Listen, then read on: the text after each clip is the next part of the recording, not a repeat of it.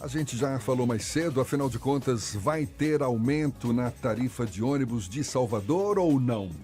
Uma nova reunião vai ser realizada hoje à tarde, reunião que deve definir se realmente vai haver esse aumento da tarifa dos ônibus em Salvador. A reunião vai ser na sede do Ministério Público do Estado, com a promotora Rita Tourinho e participação de representantes da CEMOB, Secretaria Municipal de Mobilidade, e empresários do setor. O principal embate sobre o aumento da tarifa está na falta do cumprimento do termo de ajuste de conduta pelas empresas de ônibus que circulam na capital. A gente vai procurar entender mais sobre essa discussão, conversando agora com o secretário de Mobilidade de Salvador, Fábio Mota, nosso convidado aqui no Isso é Bahia. Seja bem-vindo, secretário, um bom dia. Bom dia, Jefferson, bom dia, ouvintes da Tarde FM. Prazer estar aqui com vocês, à disposição aí de vocês, de seus ouvintes, para a gente tentar dirimir aí as dívidas. Tudo bem que ainda vai Dúvidas. Dívidas e dúvidas, né? Tá certo. Não deixa de ser dívida também, né? Então, vai ter essa reunião hoje à tarde. O que está pegando é esse tal termo de ajuste de conduta que não estaria sendo cumprido por parte das empresas de ônibus, ou seja, prometeram 250 ônibus com ar-condicionado em Salvador, mas só 200 foram colocados em circulação? Vamos lá. Na verdade, no contrato de concessão de serviço de transporte na cidade de Salvador, não tem a obrigatoriedade de ter ônibus com ar-condicionado. Então, quando foi licitado lá em 2013, passou a vigorar em 2014, as empresas não teriam essa obrigatoriedade. Daí que surgiu o TAC, que é um termo de ajuste de conduta entre prefeitura, empresários e Ministério Público, que a ideia nossa, nós moramos numa cidade quente, nós entendemos que o ar-condicionado nos ônibus já deveria ter chegado mais tempo, mas agora nós conseguimos viabilizar. Hoje nós temos aí 225 ônibus com ar-condicionado, que nós temos 200 novos e 25 que já rodavam na cidade, que faziam a linha aeroporto Praça da Sé. Esses ônibus eram aqueles frescões, que tem cerca de 3 anos, que cobravam R$ 4,20, e por ser da CSN, por a CSN não ter entregado os ônibus no prazo legal, nós reduzimos essa tarifa para R$ 4,00. Então nós temos hoje 225 ônibus com ar-condicionado em 13 linhas de ônibus na cidade de Salvador. O critério que a gente utiliza para colocar os ônibus com ar-condicionado são as linhas de maior demanda. Então hoje as 13 linhas de maior demanda da cidade tem ônibus com ar-condicionado. Estamos falando aí de 31% das pessoas são transportadas de ônibus todos os dias. Então, isso foi através desse TAC, nós conseguimos esse ajustamento. Esse TAC dizia que a cada ano, durante 4 anos, você teria mais 250 ônibus. Ocorreu que uma das empresas, não são as empresas, quando a gente generaliza, parece que está todo mundo sem cumprir, certo? Nós temos 3 empresas do transporte público da cidade de Salvador. A verde, que é a Altetrans, a amarela, que é a plataforma. Essas duas integraram os ônibus, inclusive antes do prazo, era para setembro, entregar em agosto. E a CSN teria que entregar 81 ônibus, só conseguiu entregar 30, alegando que teve dificuldade de conseguir o financiamento. Então, ficou uma dívida de 51 ônibus da empresa CSN. A CSN é aquela mesma empresa que teve aqueles 86 ônibus queimados de uma única vez, há cerca de 2 anos atrás, num incêndio. E isso já dificultava a operação. E sem esses 50 ônibus hoje, nós temos que admitir que nós precisamos urgentemente desses ônibus, que nós temos aí problemas na operação na área da CSN, pelo fato dos ônibus estar velhos, você tem queixa de quebra.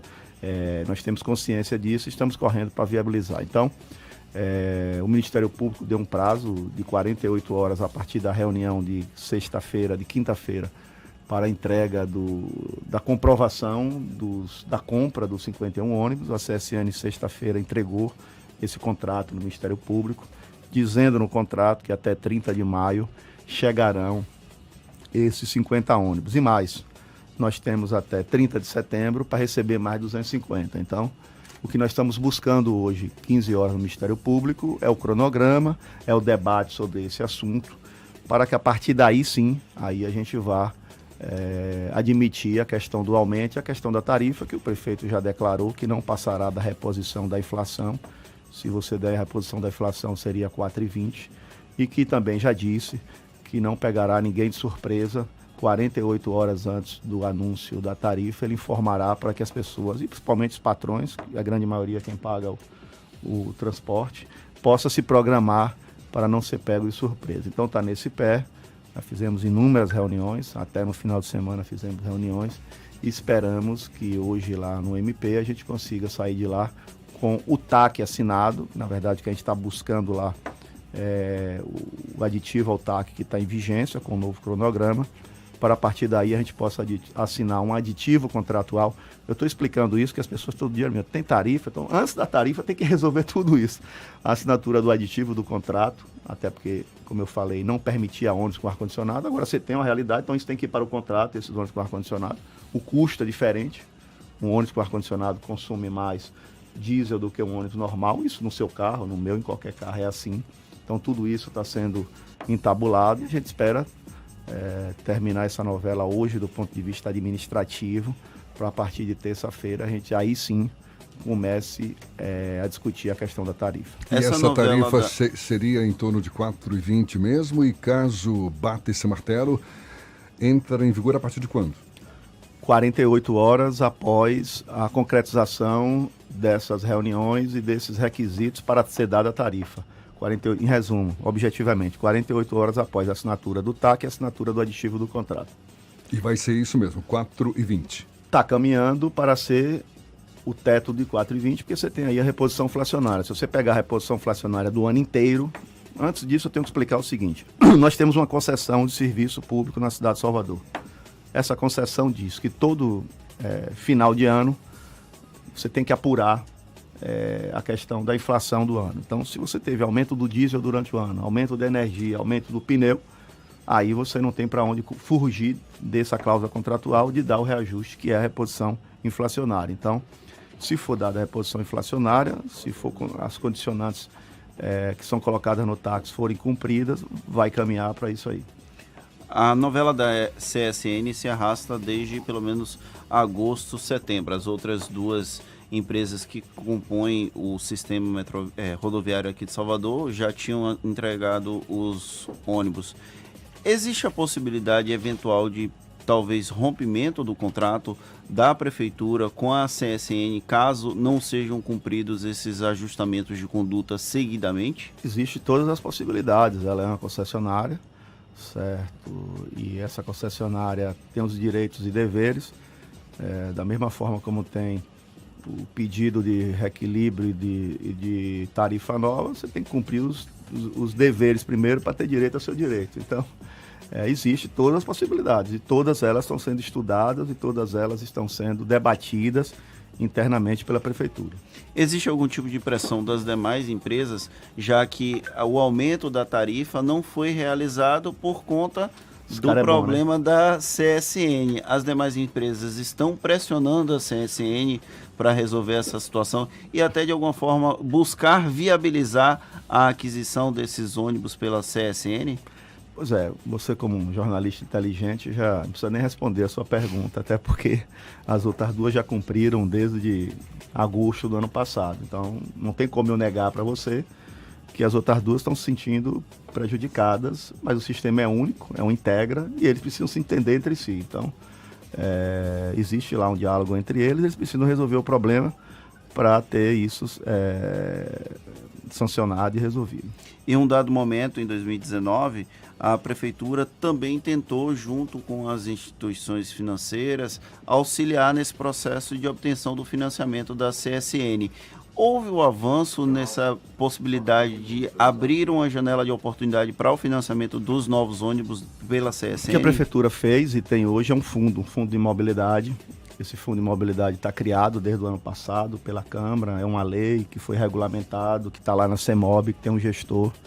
Esse fundo ele tem diversas ações, uma das quais, se for o caso, o município prestar a garantia em terceiro grau para a compra de veículos, certo?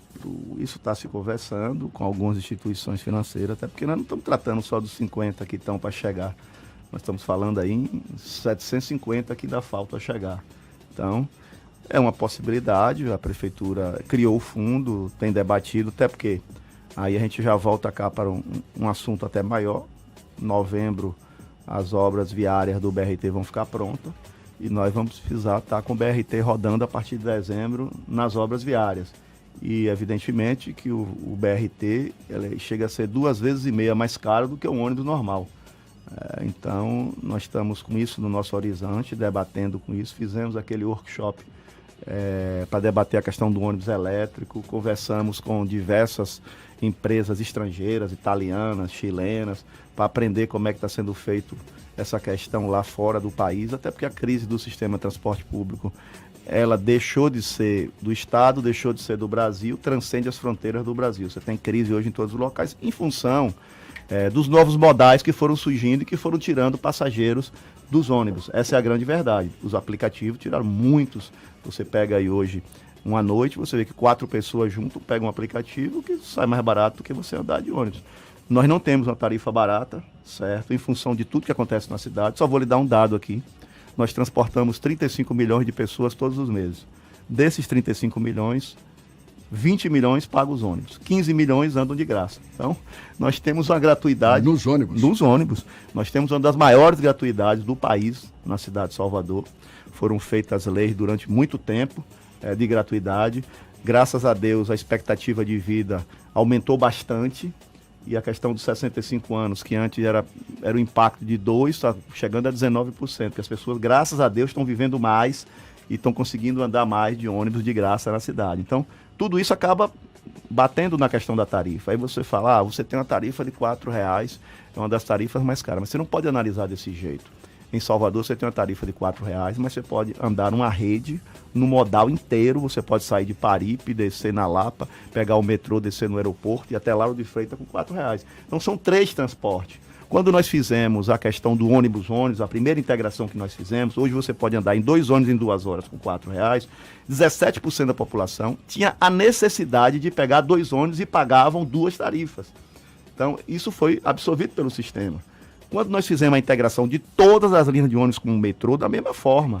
Então, você hoje consegue andar na cidade inteira, 2 ônibus em 2 horas, um ônibus, um metrô e outro ônibus, com R$4. Então, você não pode analisar a tarifa como uma tarifa de R$4 para um trecho só. Até porque 89% das pessoas que pegam o metrô na cidade de Salvador vêm através do ônibus. Então, aí você já usou 2 trechos. Então, analisar a tarifa, fazer sensacionalismo, e dizer que uma das mais caras do Nordeste é fácil. Você tem que analisar ela como um todo.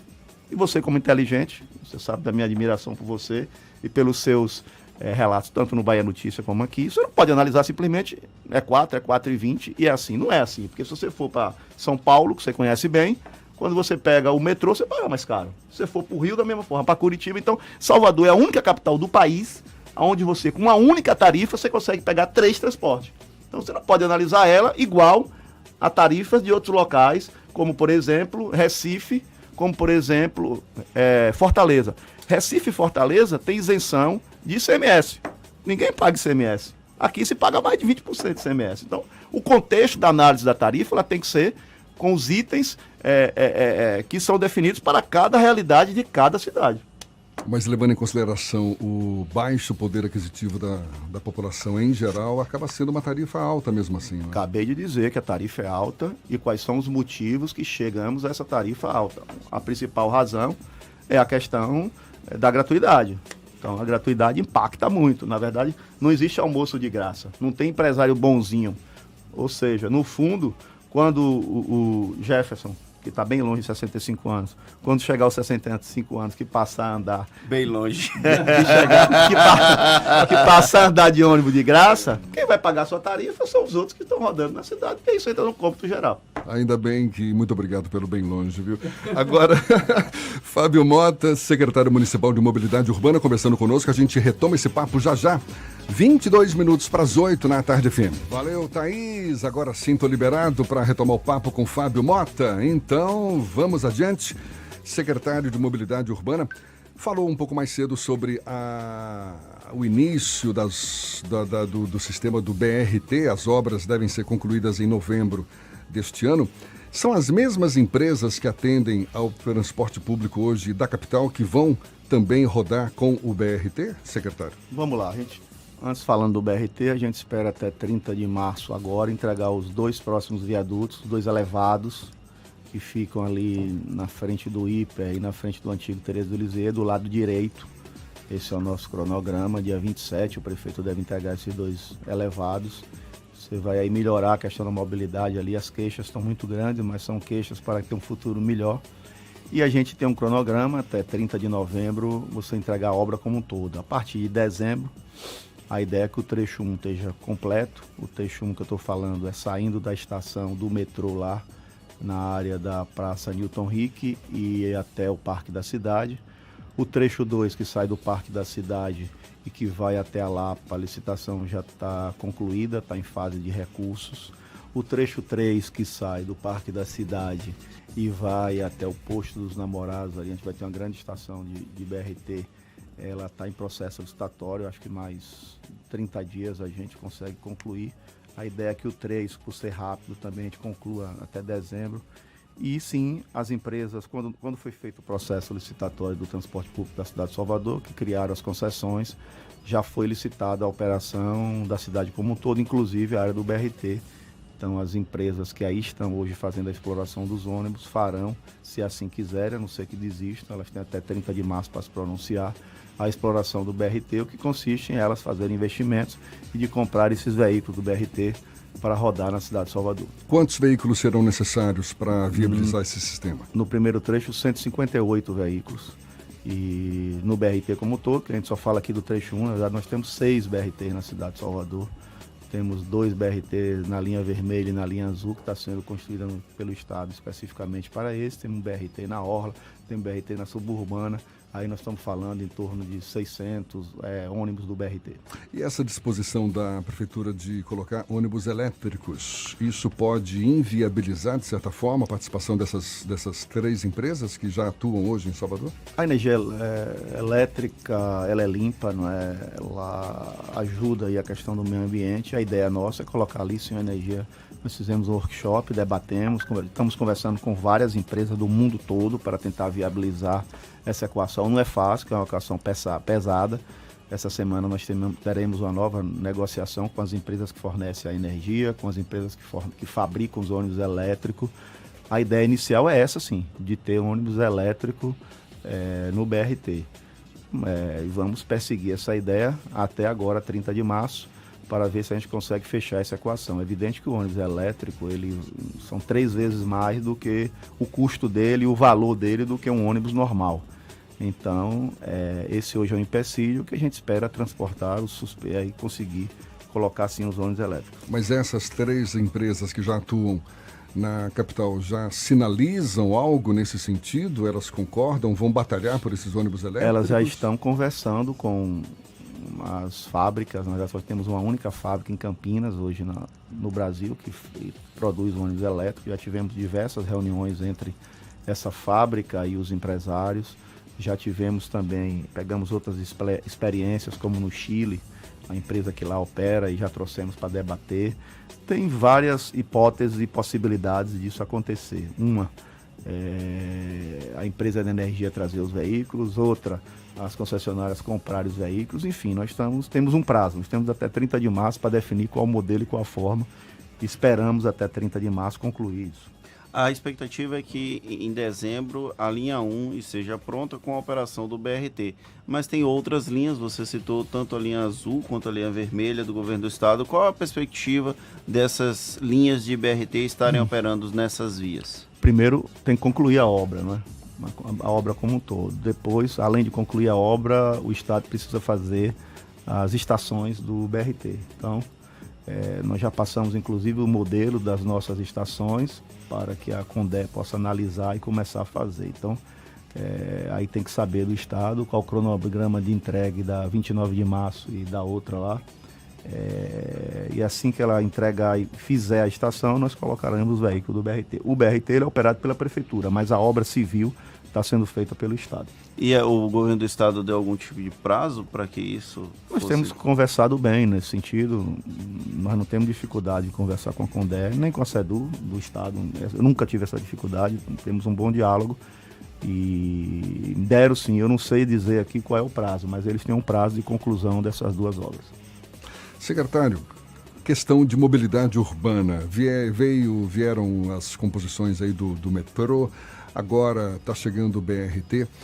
E há quem diga que mesmo assim não vai solucionar o problema da mobilidade, que é cada vez mais preocupante. A gente sabe quantidade de carros muito maior do que quantidade de vias, não é, que são construídas para atender a esse crescente aumento de veículos circulando por aí. Qual é o futuro que o senhor vislumbra para Salvador num médio prazo? Já imaginando o BRT em funcionamento, vai ter o VLT lá no subúrbio também, substituindo a via ferroviária que existe hoje. Mas é um futuro ainda meio sombrio, o senhor é otimista, acha que vão ser necessárias novas intervenções? Qual é o seu prognóstico? Bom, nós concluímos um plano de mobilidade para a cidade de Salvador. O prefeito deve lançar e deve publicizar esse plano de mobilidade ainda nesse ano, ainda nesse semestre. Nós temos um plano de mobilidade que hoje você tem um planejamento. Quem sentar na cadeira do secretário de mobilidade e do prefeito vai poder, se seguir o plano de mobilidade, você vai conseguir melhorar bastante. É um plano de mobilidade sustentável que está lá projetando as novas vias, as novas escadarias, os novos planos inclinados. Não tenho dúvida nenhuma que o futuro da mobilidade na cidade nós teremos, sem sombra de dúvida, num prazo de 10, 15 anos, a melhor mobilidade do país. Está tudo projetado e planejado e vai ser executado, até porque os recursos estão aí garantidos. Mas não é fácil. Os recursos já estão garantidos? Sim, a grande maioria sim. Mas não é fácil. Você tem que levar em consideração aqui alguns itens, por exemplo. Nós moramos numa cidade de 3 milhões de habitantes, porém, nós temos a maior concentração de pessoas por metro quadrado. A nossa densidade populacional é maior do que São Paulo. E a cidade passou por anos e anos sendo ocupada de forma desordenada. Então, não é fácil você conseguir fazer isso em 8 anos. Eu posso dizer para você que a mobilidade da cidade, nesses 8 anos, melhorou no mínimo 50%. O senhor falou que já tem um planejamento para isso? Até 2049, nós temos o planejamento da cidade feito para o nosso plano de mobilidade. Nós temos um plano de mobilidade que planeja a cidade até 2049 e leva em consideração o crescimento da população, leva em consideração as novas vias que precisam ser feitas. Nos próximos dias o prefeito vai lançar, vocês vão receber aqui o nosso Plan Mob, que isso nos garante dizer que eu sou muito otimista com relação ao futuro da mobilidade na cidade e que nós teremos, sem sombra de dúvida, nos próximos 10 anos, a melhor mobilidade do país. Primeiro, pela questão da integração dos modais. Nós hoje temos uma rede de transporte público, e vai ser ampliada com o VLT, com o BRT, vai possibilitar que se você deixa o carro em casa para andar no transporte público, que a qualidade está melhorando. Então, eu acho que nós temos um bom futuro de mobilidade na cidade de Salvador. Uma última pergunta, e a GE do Vitória, calma, brincadeira, a regulamentação dos aplicativos de transporte que estava prometida para pouco antes do Carnaval, chega quando? Bom, entrando na sua brincadeira, a gente quer subir nesse exato momento, a gente quer subir para a primeira divisão, ninguém está preocupado com a GE, mas vamos lá. Está pronto a regulamentação, estamos fazendo alguns ajustes. O que é que fez com que a gente segurasse a regulamentação? O Carnaval. Eu entendo que nós fizemos, eu estou fechando aí 7 anos como secretário de mobilidade, nós fizemos o melhor carnaval da mobilidade esse ano, certo? Quando eu falo isso, estou falando de táxi, de mototáxi, de ônibus, de tudo.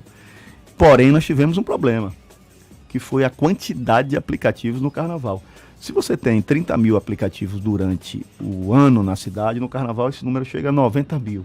Você tinha aplicativo da região metropolitana, de Sergipe, de Maceió. Parece que o Nordeste inteiro e até as pessoas que não são aplicativo durante o carnaval resolvem ser aplicativo para ganhar um extra. Então isso fez com que a gente segurasse a publicação da regulamentação do aplicativo. Só para explicar para quem está nos ouvindo, tem uma lei que foi aprovada na Câmara que permite regulamentar. Nesse exato momento a gente está fazendo a regulamentação. O que é isso? Criando as regras de vistoria, criando as regras de como vai rodar, onde vai rodar, como vai ser. Então, nós seguramos isso, nós estamos debatendo com a Transalvador, no intuito de saber como é que a gente vai fazer em grandes eventos na cidade com relação a isso. Secretário Fábio Mota, secretário de Mobilidade Urbana de Salvador, muito obrigado por esse bate-papo. Eu que agradeço, Jefferson. Bom dia para você e para Fernando também. A gente lembra, esse bate-papo todo você pode assistir de novo no nosso canal no YouTube e ouvir de novo nos canais da Tarde FM, no Spotify, no iTunes e no Deezer. Agora, 7h52 na Tarde FM.